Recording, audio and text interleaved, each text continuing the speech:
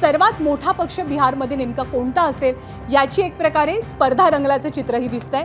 महागठबंधन 70, NDA 130 पहिल्या नंबरसाठी काटेकी टक्कर आहे भाजपमध्ये आणि आरजेडीमध्ये। राजद 63 जागांवरती आघाडीवर आहे तर भाजप 72 जागांवरती आघाडीवर आहे। गेल्या निवडणुकीत 2020 साली कोविड काळात ज्या निवडणुका झालेल्या होत्या तेव्हा सुद्धा भाजप सिंगल लार्जेस्ट पार्टी होती आणि त्या खालोखाल जर जागा कुणाच्या होत्या तर त्या लालू प्रसाद यादव यांच्या आरजेडीच्या जागा होत्या। सत्तेमधली अनेक समीकरणं बदलत गेली गेल्या 5 वर्षांमध्ये, पण आता जेव्हा एनडीए आघाडीवर असल्याचं चित्र दिसतं आहे 202 जागांपैकी 130 जागांवरती कलांच्या बाबतीमध्ये एनडीएची आघाडी आहे, तेव्हा सत्ता स्थापनेच्या वेळेला नेमकी कोणती रंजक समीकरणं पाहायला मिळणार याची सुद्धा उत्सुकता असेल। कारण भाजप जरी स्वतंत्रपणे जास्तीत जास्त जागा मिळवणारा सध्याचा पक्ष असला तरी सुद्धा बिहारमध्ये नितीश कुमार यांना वगळून भाजपला चालणार नाही। बिहारमध्ये यावेळेला खूप रंजक आकडे समोर आले आहेत, ते 2-3 मुद्द्यांवरती आधारित आहेत। आत्तापर्यंतचं रेकॉर्ड ब्रेक मतदान हे बिहारमध्ये नोंदवलं गेलेलं आहे, ज्यामध्ये महिला मतदारांचा आकडा हा प्रचंड मोठा आहे। 71% मतदान हे महिला वर्गाचं आहे। 202 जागांचे कल हाती आलेले आहेत, ज्यापैकी 130 जागांवरती एनडीए आघाडीवर आहे, 70 जागांवरती वैयक्तिकरित्या भाजपनं आघाडी घेतली आहे। आरजेडीची आघाडी आता कमी झाली आहे, 57 जागांवरती आरजेडीची आघाडी तेजस्वी यादवांची आघाडी पाहायला मिळते।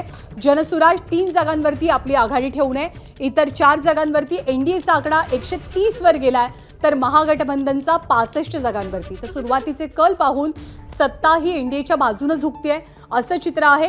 आरजेडी आणि भाजप यांच्यात पहिल्या क्रमांकासाठी जरी काटेकी टक्कर पाहायला मिळत असली तरी आता बऱ्यापैकी फरक या दोन पक्षांमध्ये आपल्याला दिसतोय, कारण भाजपचे आकडे हे 67 झालेले आहेत तर आरजेडीचे आकडे कलांच्या बाबतीत हे 57 आहे। 10 जागांचा फरक आरजेडी आणि भाजपमध्ये आपल्याला पाहायला मिळतोय। त्यामुळे आरजेडी भाजप सध्याच्या घडीला जसं तू सांगितलंस neck and neck fight, NDA 130 महागठबंधन 65, त्यामुळे दुप्पट मगाशी जो फरक होता दुप्पटचा तो आता पुन्हा एकदा समोर येतोय 65 आणि 130।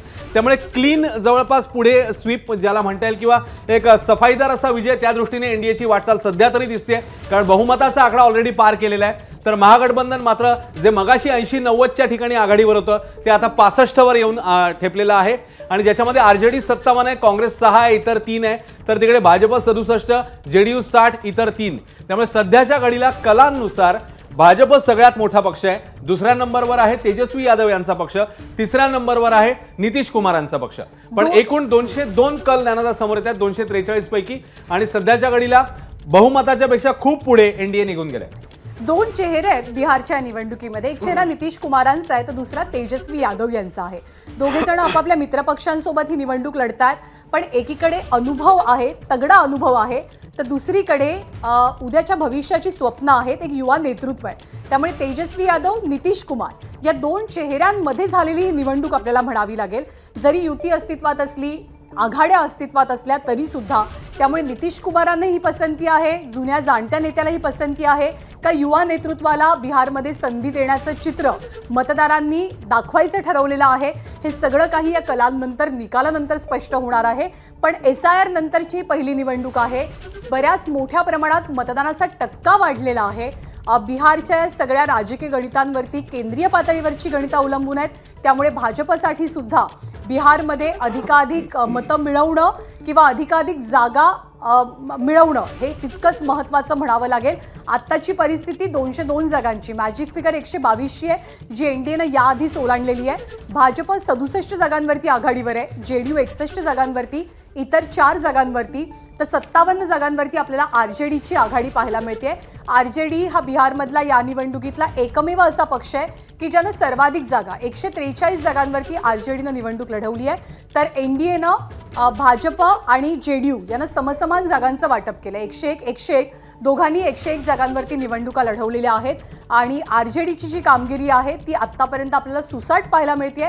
एनडीएनं जरी कलांमध्ये बहुमताचा आकडा ओलांडलेला असला तरी आरजेडीनं सुद्धा 57 जागांवरची आपली आघाडी टिकवली आहे, पण सध्या सिंगल लार्जेस्ट पार्टी स्वतंत्ररित्या जर आघाडीवर असलेला पक्ष कुठला आहे तर तो अर्थातच भाजप आहे। आणि निवडणूक आयोगाची आकडेवारी देखील समोर येते, भाजप 5 आणि आरजेडी 2 ठिकाणी आघाडीवर। तर आता जे कलांमधले आकडे समोर येतात त्यानुसार 205 कल सध्या समोर येतात, ज्याच्यापैकी भाजप 68, जेडीयू 63, आरजेडी 57, त्यामुळे 135-65, त्यामुळे एनडीएच आता 150च्या कडे वाटचाल करताना सध्या तरी दिसते. 122चा मॅजिक फिगर जर लक्षात घेतला तर 150च्या ठिकाणी एनडीएची वाटचाल. त्यामुळे एनडीए बहुमताच्या पेक्षा जास्त आता पुढे जाताना दिसते. तेजस्वी यादव आघाडीवर आहेत, तेजप्रताप यादव पिछाडीवर आहेत. वैयक्तिक लढतींचा जर आपण विचार केला तर तिकडे छपरामधून खेसारीलाल पिछाडीवर आहेत. मगाशी आपण बघितलेलं होतं सम्राट चौधरी उपमुख्यमंत्री, ते देखील पिछाडीवर होते. त्यांची अपडेट आता आपल्याला यायची आहे. मात्र सध्याच्या घडीला यादव कुटुंबाचा विचार केला तर तेजस्वी यादव आघाडीवर, तेजप्रताप यादव पिछाडीवर. आणि एकूण आकडेवारी 205 कल सध्या समोर येत आहेत.